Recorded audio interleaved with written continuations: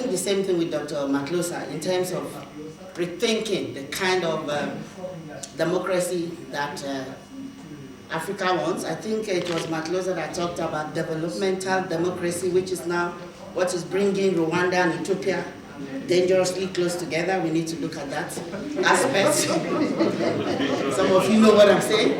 But my fear is that it was well said, like Professor Lukoshi said. But looking at the agenda, I don't get the sense that this agenda will allow us to really achieve what you're saying, because it's very important. That's why sometimes I just wish they invite us to this kind of program. Just give us the general theme and let us come here and start from the beginning. The moment you put certain topics, you have channeled our mind there, and then we come here and we get very multiple key note speakers who are saying something differently that may not allow, because I think we should be going that way.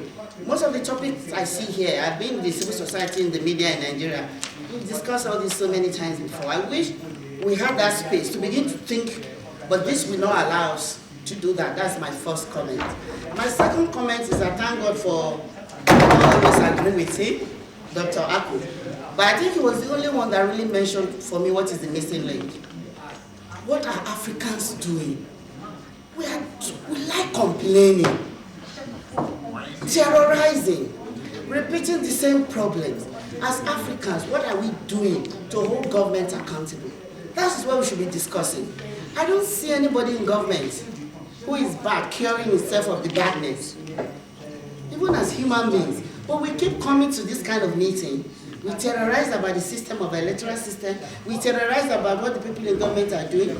We abuse our own husbands, our brothers, our sons, call our political parties parasites.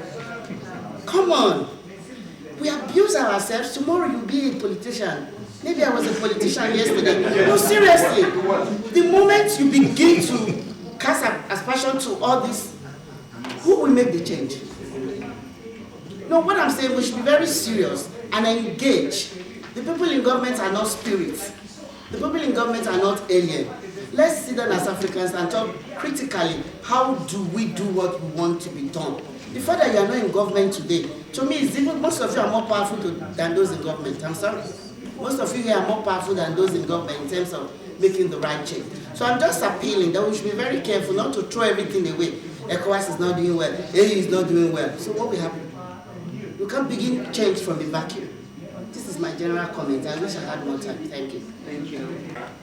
I've been in governance for some time. I think I've seen some faces here supporting them through the transition in 2003 when we were proud to see we had a peaceful transition on voters and peace education. Now, I think I've had a lot of interventions from the floor, and I want to thank every presenter. But I think a number of issues have not really been covered in my interest. One of these is the entrenched corruption in the election of those who will even get elected at the primary level. I've not had that mentioned. How do you combat that? Because you see a situation where if you want to come into the system and you are not in the government in power, you are shielded from this system and you might not even be able to hold your strength. You don't know those who are voting and they keep the list away from you. The issue of that was when Mimiko was serving at the federal government level, he went back and he wanted to contest. He didn't know those who are in the primaries, who would also, so it was egged out. The second point is, we have had several litigations in this country. And I think the first time that Governor Obi was actually rigged out of elections, the court came up with a judgment. I wrote an editorial for Guardian that what should we do with those who have rigged the election? And the court decided that they were wrong and they didn't return any money to the treasury. They still stand the election and some of the MPs are here and still passing them to contest the next election 3 or 4 more after that. So is there no way of really sanctioning those entities? And the other point is that, of course, I've had so much here that we talk about democracy only at federal and state level. I think we're going to get to what happens at the local government level. Unless really democracy reaches there, we are not democratic. And we say democracy is government of the people, for the people, by the people. So we have democracy that is government for the national government, and the state government now being feathered by the people at the grassroots level, and they themselves their own democracy is not being looked after. I want this panel to please respond to these 3 issues. Thank you very much. Thank you very much. Number 4. You're fine. You didn't have your hand up. Elle passait avant moi. She's fine. No, I'm giving you the. Bon, ok. C'est vrai que depuis la cérémonie d'ouverture jusqu'à la fin de ce premier panel, nous avons eu droit à des exposés qui ont clairement mis en évidence les dysfonctionnements que traverse notre système démocratique en Afrique. Et je m'en réjouis. Je regrette seulement que l'exposant francophone n'ait pas eu assez de temps, sinon autant de temps que les autres, pour développer ces idées qui étaient quand même des idées assez intéressantes, dans ce sens qu'elle nous montrait, elle mettait en évidence l'évolution que rencontre aujourd'hui l'échiquier politique et qui devait favoriser la prise de décision. De toutes les manières, je note que tout ce que nous avons entendu contribue à mettre en évidence ce que j'ai appelé les dysfonctionnements de notre modèle démocratique, dysfonctionnements qui incitent à la prise de décision. Il faut décider. Et moi, en ce qui me concerne, je ne désespère pas. C'est vrai que ça fait plus de 10 ans que nous sommes là-dessus, en tant qu'intellectuels, mais aussi en tant que pratiquants. Nous sommes sur le terrain. Nous vivons ce que nous disons, nous le vivons. Ce n'est pas seulement des intellectuels de bureau. De plus en plus, nos rencontres s'enrichissent de gens qui sont sur le terrain. Et moi, je suis sur le terrain. J'étais au niveau intellectuel avant, mais depuis 10 ans, je suis sur le terrain. Et ce que je dis ici, nous devons garder à cœur et surtout avoir l'espoir que cela viendra à s'appliquer si l'Union africaine prend ses responsabilités. Parce que c'est là où se pose le problème. En Europe, on voit des directives d'ingérence dans la gestion des affaires lorsque sur le plan économique, les États déraillent. Chez nous, on ne voit pas cette ingérence. Et il faut que l'Union africaine prenne ses responsabilités pour des rappels à l'ordre. Parce que tout est là. Cela suppose que nous devons avoir une direction des affaires politiques ou une présidence assez forte pour interpeller les chefs d'État lorsqu'il y a des dérives. On a eu des élections sans liste électorale en Afrique et il n'y a pas eu le petit doigt levé pour se plaindre de cela. On a de plus en plus aujourd'hui des élections où ce ne sont pas des politiques qui sont élus et l'Union africaine se tait. Et après, on dénonce des dérives. Donc, je crois que petit à petit, nous allons vers ce qu'il faut faire pour avoir un modèle de démocratie qui nous ressemble et dont nous serons plus fiers. Je vous remercie.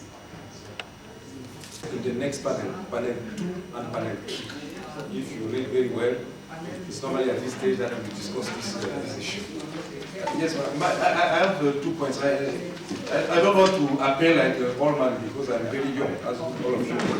But in 2002, we wrote a book, some of us here in this room, Voting in Africa. And a lot of things that I heard since this morning allow us to make, like we say in French, a bilan. I can say 3 things. First thing, in my view, now, it's a question. Are we going in the direction of a regular electoral cycle in all the African countries? In other words, is it more difficult now for our leaders to organize, anticipate elections or to postpone elections? I don't know. This is a question, because it was a problem in this book. Unfortunately, the book is only in French, so we cannot disseminate it.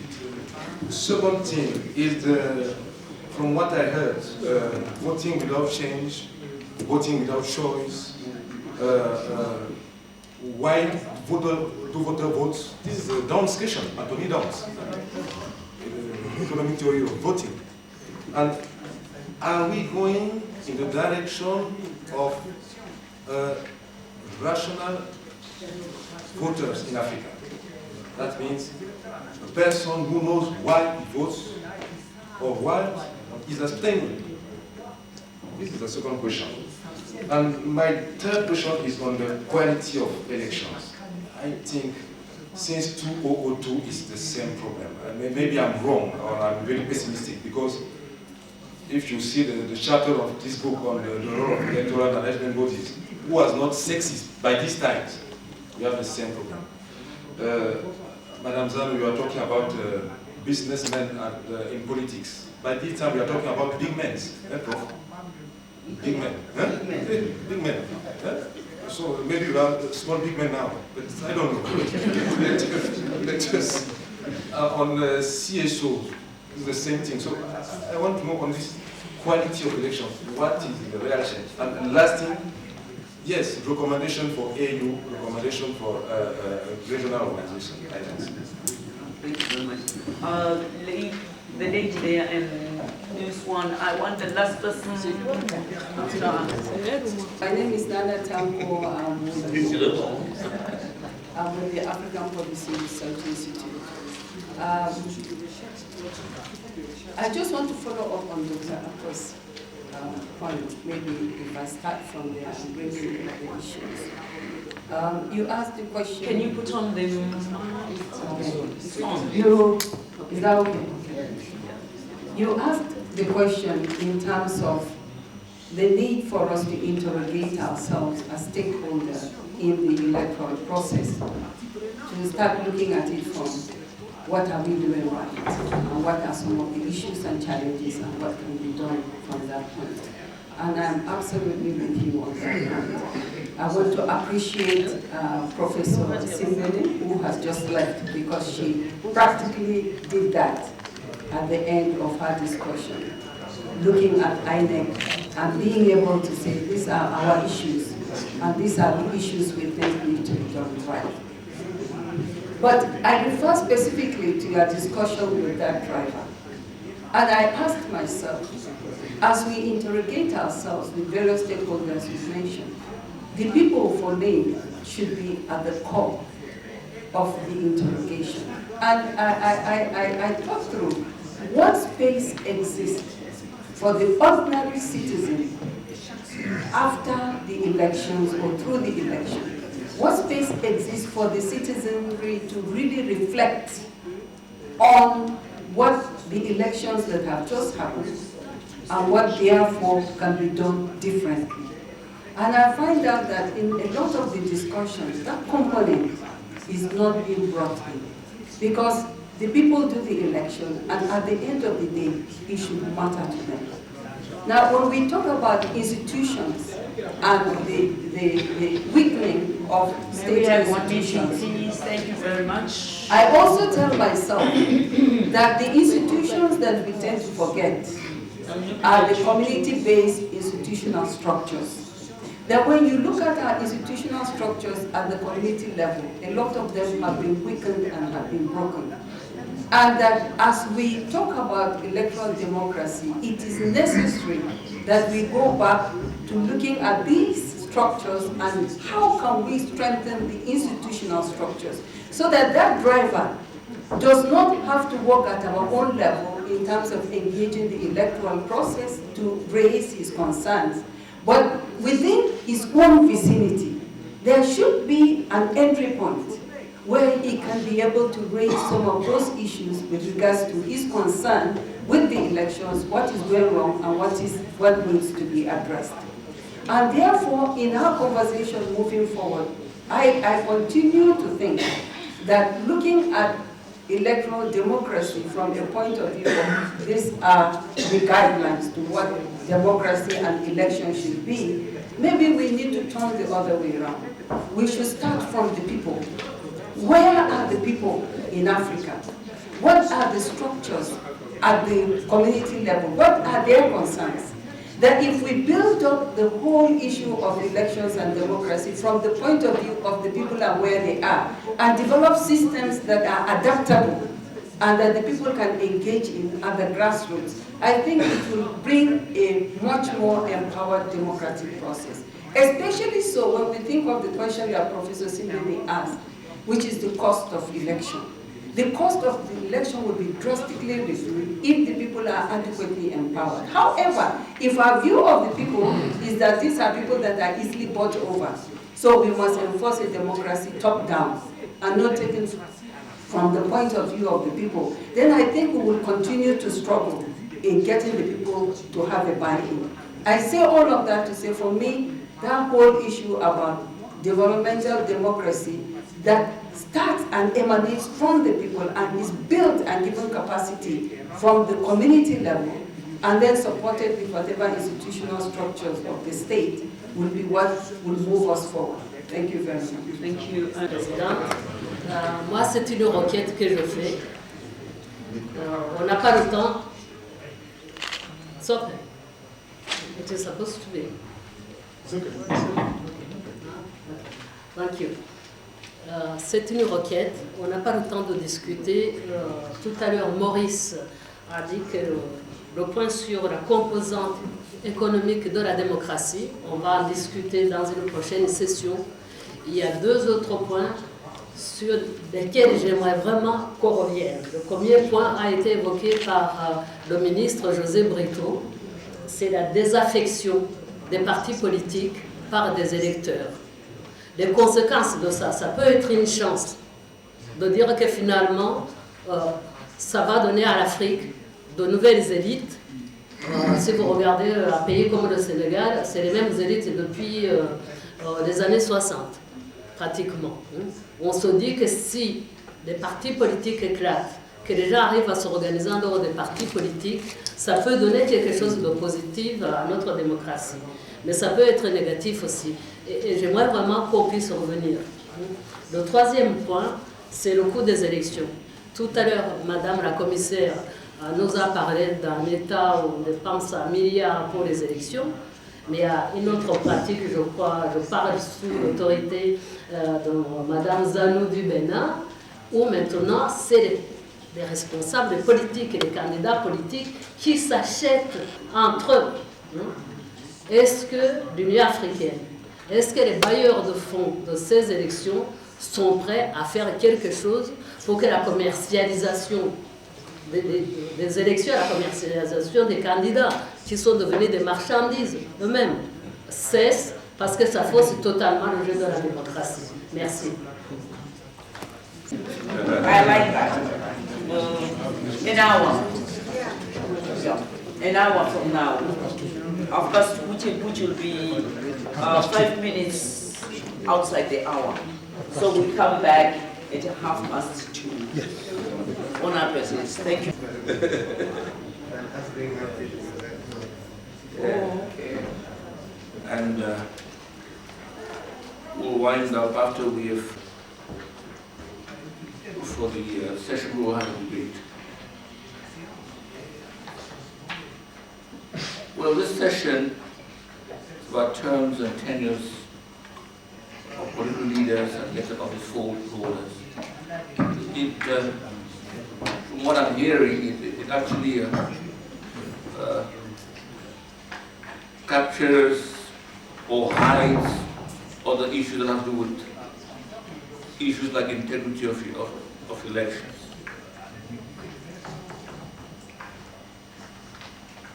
I think the underlying question that the countries have grappled with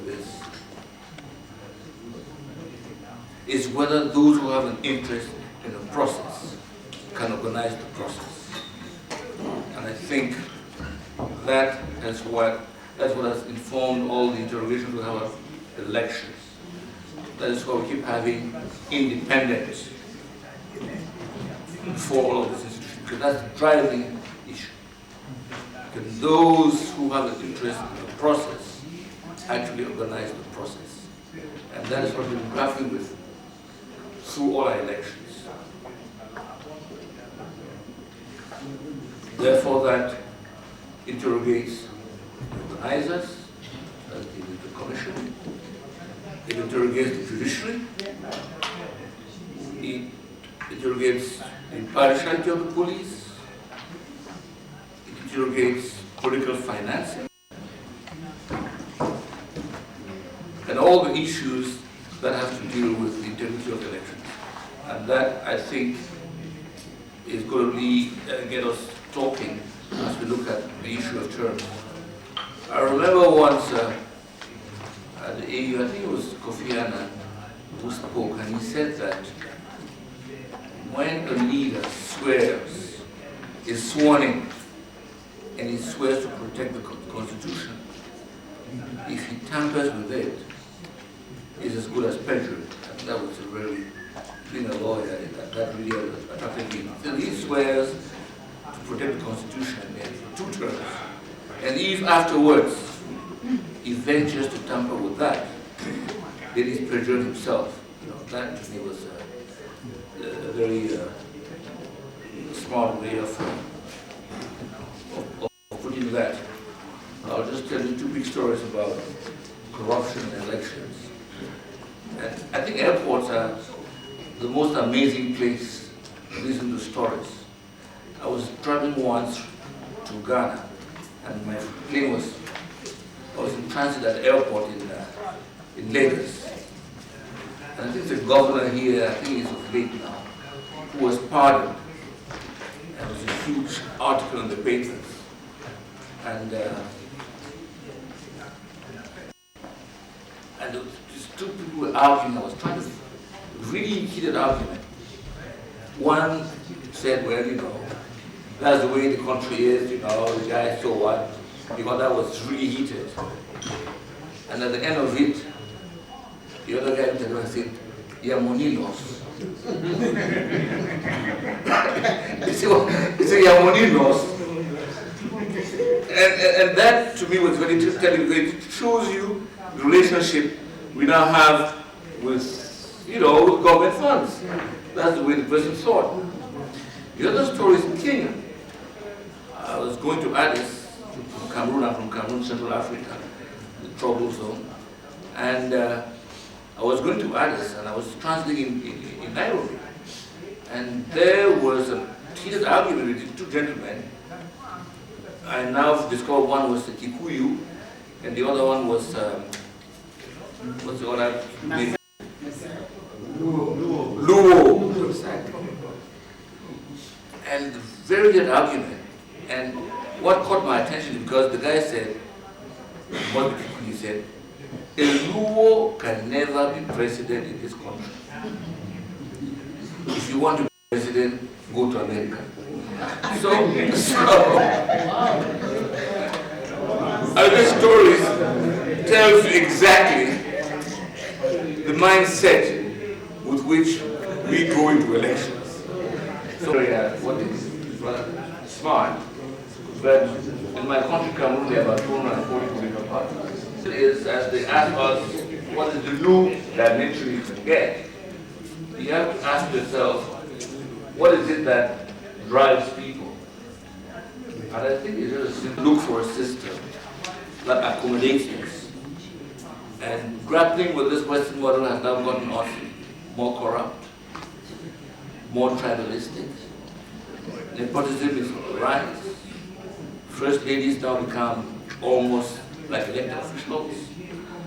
And that is a wheel that drives corruption crazily. And these are the concrete issues that we have. And what happens? I mean, every other first lady in Africa has a trust. And the result is, therefore, all businessmen contribute to the trust. And, you know, so how do you protect the integrity of politics? And all this now goes to discuss the issue of tenure. Because, you know, you have, how do you convince people? Because I was looking at the chart, and it shows that apart from about 10 countries, all the other 44 had their constitutions changed between 2000 and now. About 10 countries. It means that the wave of hope we had between the 90s and 2004 is gone. I could remember the discussions that we used to have with Professor Daly when we were at APR, and it's amazing what we saw in terms of the infrastructure of elections in countries, the devotion of the people, and that like 9 years after, everything is just gone. It's like there's a cycle that that will just go. So all these are things that I think the eminent panelists who are here with me will be able to delve into more. So I'll start by asking Professor Momo, the Director General of the Electoral Institute, ENEC, to get us going. Prof, over to you. That I will not give an allusion to what you said. Sorry. 4 things happened at independence. 1, Africa decolonized. 2, Africa deracialized. 3, Africa Africanized. But Africa did not democratize. We decolonized, we deracialized, we Africanized, but we did not democratize. And it is the problem of democratizing that we are grappling with, because at independence, the argument was between developmentalism and dictatorship. And development and democracy were posed in antinomical relationship. It is either this or that. And therefore, nobody was talking about development and democracy. We grapple with that until what some euphemistically characterize as the late third wave of democratization, taken from Huntington's third wave of democratization in the 70s. And people are now talking about the early fourth wave of democratization and what it has come with. The collapse of the Berlin Wall, the imposition of political conditionalities, created its own trajectory, which trajectory created a euphoria on the continent of Africa. This euphoria manifested, in my view, in 3 major ways. The first one was that there was an external clamor for multi-partyism, multi-party systems, which was externally driven as a political conditionality.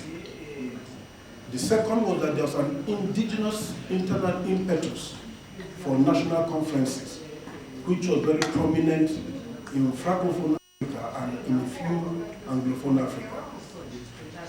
The third was that there was military supervised transition to so-called democracy. And in all of these cases, the processes were hijacked. The processes were hijacked. Then brought us to a second element, which is that broader popular forces, social movements, movement for justice, civil society organization, and pro-democracy struggle groups subordinated to a statist agenda of what I call transition politics. And in that process, people were more concerned about the language of the Constitution, accessibility of the Constitution, people's participation and all that. But in the end, from Togo to Niger, to Benin, to Zimbabwe, to Zambia, clauses and codes were put in these constitutions that ultimately undermine this constitution and therefore pose the problem from constitutionalism on the continent. I can elaborate this if I have time. What then did you have? After we've overcome the euphoria and the delusion of having democracy, we had a situation whereby political leaders merely mutated from Arab Moi to Biya to all of them. So there was a political mutation, psychology of this. Now, we mustn't take term elongation to be one template as one thing which serves all. There's no ideal type in this description. But what really are the factors?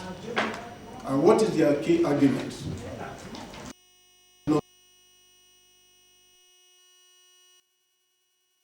African exceptionalism. African exceptionalism has been used to rationalize. They then say, why are you talking about term limit, 2 term or whatever? Term limit clause in the British form of selecting or electing its leaders. There's no clause. Tyrannical and all that, they go all down the way to rationalize. The second major argument is one of messianism, that the Messiah has come, and the sage, or what we call in the literature the concept of the African big man, that you cannot do something outside of the African big man and the Messiah. He alone can deliver. And then the argument goes, if indeed the Messiah is delivering, then why should we remove him?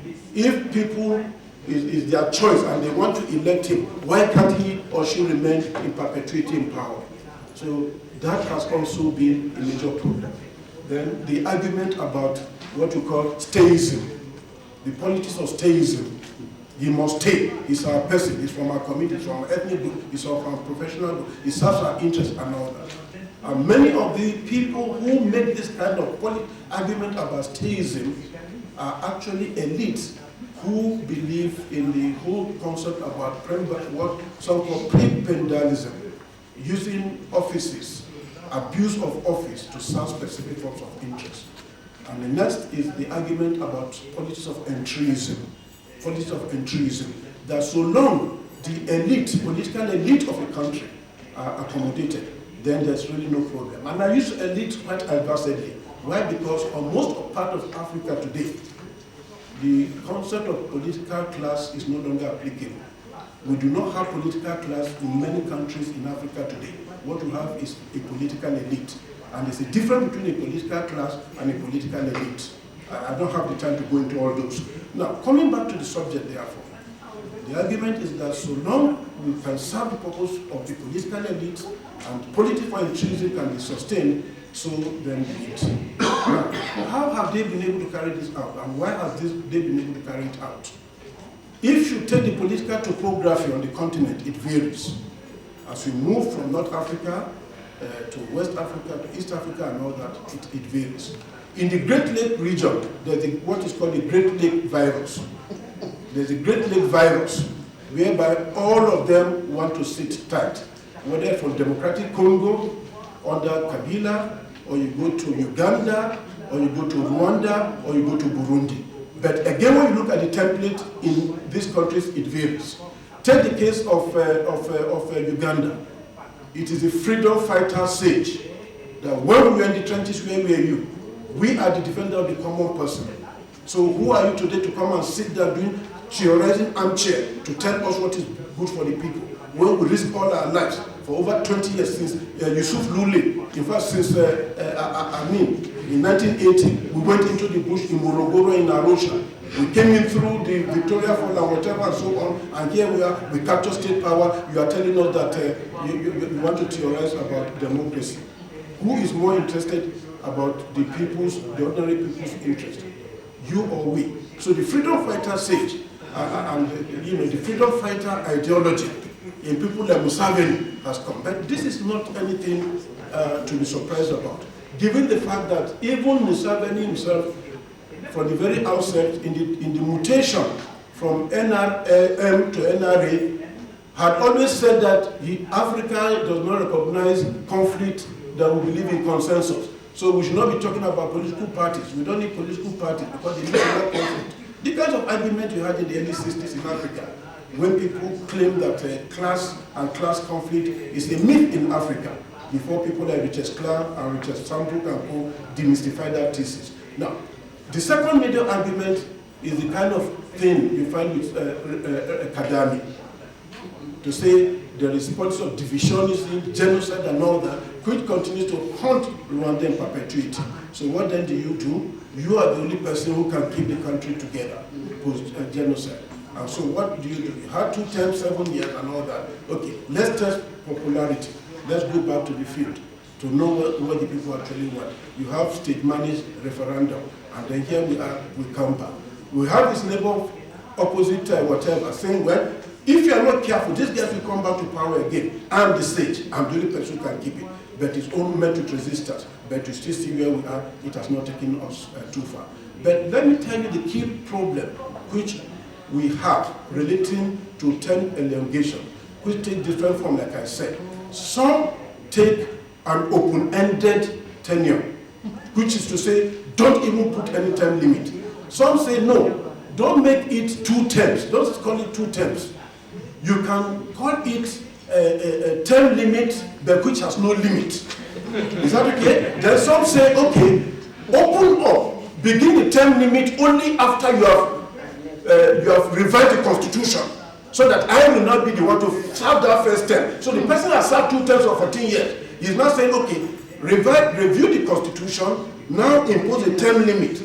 It is going to be 2 terms, but you smuggle something into the clause that whatever, that will cause a review of that constitution, so that he will now serve 2 first terms. Put together, he has served 4 terms. And you're not even sure that after those 2 terms, an end factor in game theory, for those of us who know game theory very well, in game theory, we always say, put A, B, C, all the players, and then we put the end variable. The end variable is that variable that is very slippery, just like the banana peel.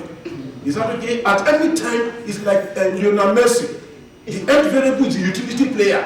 Anything can come out of that end variable. That's the game theory. So that factor is always permanent there. So what then happens with this term limit question is that one familiar factor is that the constitutions are often vague.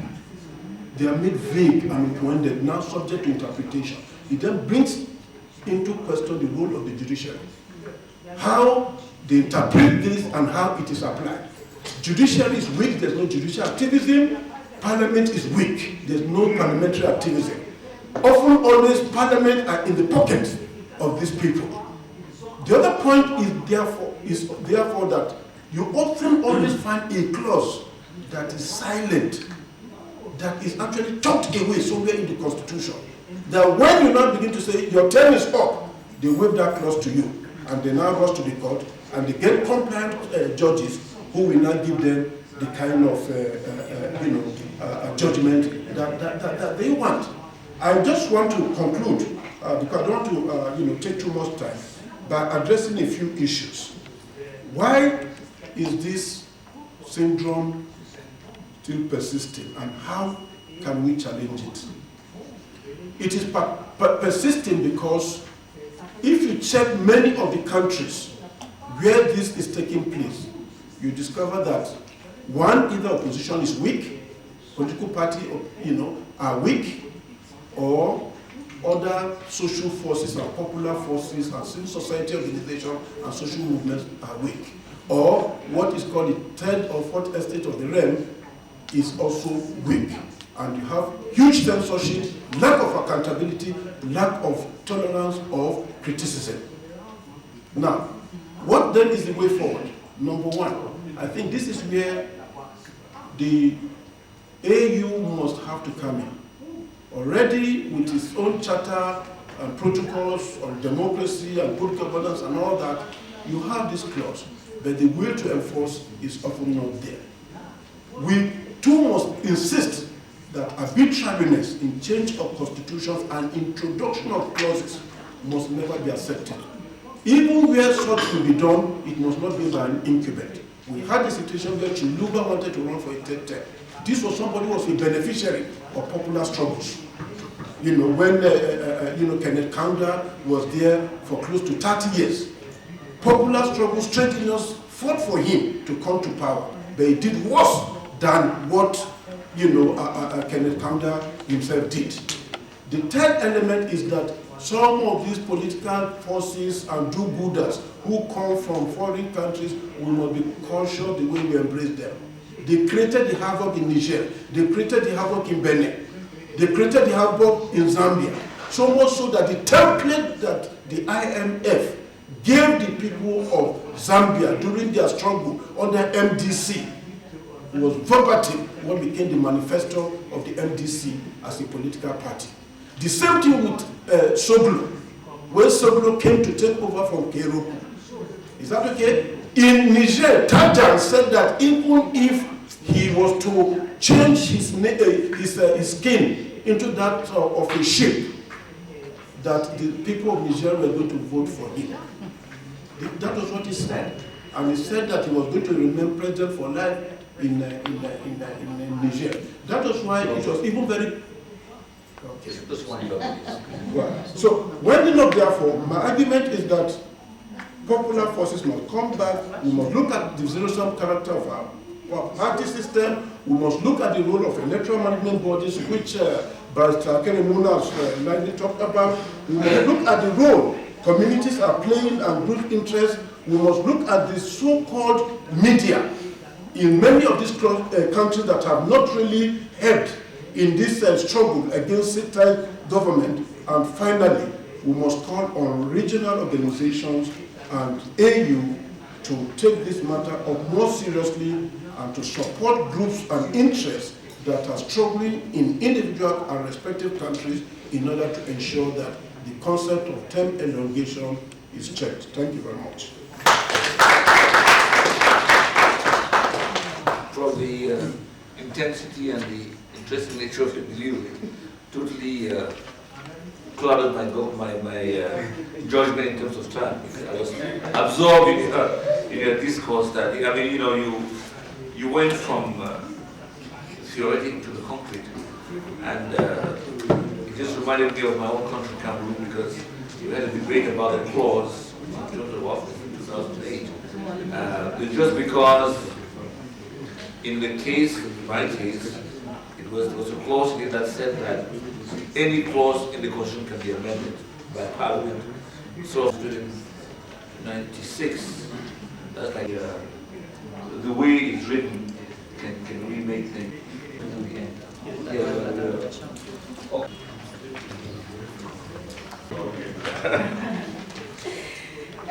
I'll continue from where you left off, I think you have really set the context, and I was absorbed in it myself. I was completely absorbed in how he presented the facts on the status quo that we have now and why. I want to look at the topic from two areas. I will look at it from why, but my question why is it that these leaders do not want to go? What is in that pot that when they get there and they eat, they don't only soil their hands, but they are stuck to their position and do not want to leave? And then what are some of the things that we need to look at to address this? And this is suggestions that we can, of course, discuss. One is power. The executive power of the African president and how extensive that is. I will give just an example, of Ghana, which of course I'm very familiar with. We do have local governments, 230 districts, where you are supposed to have district chief executives. All the district chief executives who are supposed to head these local governments are elected by the president. So in effect, you actually have the president, little presidents in all these districts. He still controls all the power. You have the weak institutions. So there are no checks and balances. And he's able to do whatever he wants to do. So, like Lord Acton said, power corrupts, absolute power corrupts absolutely. Because of the power that these presidents, and you can even use yourself as an example, unless you're an extremely humble person. When you exercise a lot of power, look at how you react and behave without checks and balances. So that is one. The other one, Prof. Momo has already talked about, so I will not stress the messianic constructs, that I'm the only one who can save this country from going to the doldrums. Just an example from my own, I have this group, it's a WhatsApp group, a school group that we have, and we set up this WhatsApp platform. And the one who brought us together, the president who brought us together, was so good. When his term, it reached his term, a number of us did not want him to go, because we really thought he was excellent. But there were some of us who still pushed. In fact, I was one of those who said he shouldn't go, I must admit. The next person that we got has proved to be far better than he was. And this is just a very mundane example. But it shows that this messianic construct, this messiah that some of these presidents believe that they are, is really practically, they are not the only people who can save their countries. Then, of course, some have talked about the African cultural antecedents. I don't know whether we think that is also genetic. But the fact that you have traditional chiefs, and for Africans, if you look at our chieftaincy systems, you don't have 10 minutes. And so we should be able to have presidents who, especially when they are doing very well, should stay. And of course, they want to behave like the chiefs. You know, in Ghana, the Ashantis especially, we believe very much in the chieftaincy. You know, they are carried in palanquins and all of those. And that is how sometimes our presidents behave. The rent-seeking